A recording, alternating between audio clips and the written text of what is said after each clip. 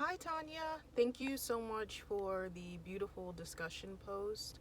I pulled out a few key things that you said in there that I wanted to comment on. So, getting started, you talked about how allowing ethical conclusions um, and doing it based on the best fit for that scenario. And I definitely have a lot of practice in that regard because I know with like being in the helping profession you have to take things on a case by case scenario, even though you use different approaches and models to measure how the systemic effect of what you're doing aligns or doesn't with the client that you're seeing. And so I definitely want to get into a couple of the models that you mentioned. The personal cultural values model, which is about the cultural and societal values being considered. I think that is especially huge because we are living in a world with a lot of different values, belief systems. Some are based on culture, some are just based on a much more individualized approach to life instead of more so like a God centered life and having being led that way.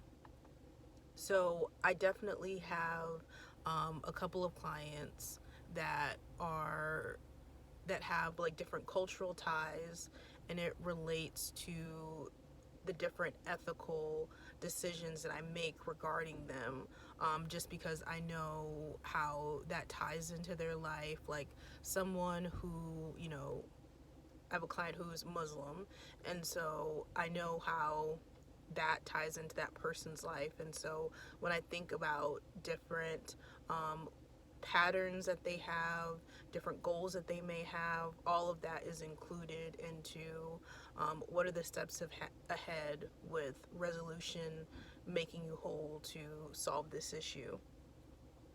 And so I definitely really like that model that you mentioned.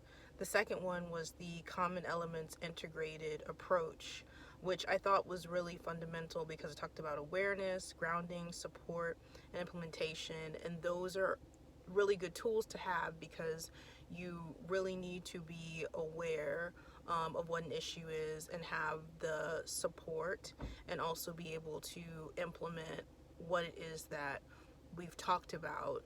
And so I think that is the impetus for clients to move forward because I don't want someone to have to see me for the rest of their life. If we can make enough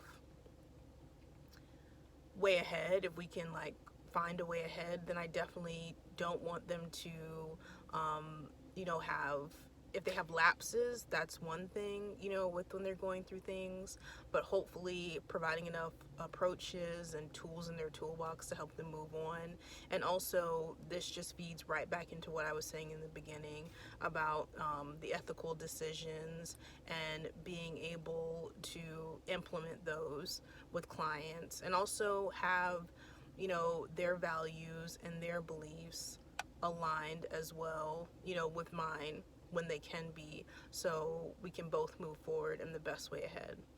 Thank you so much.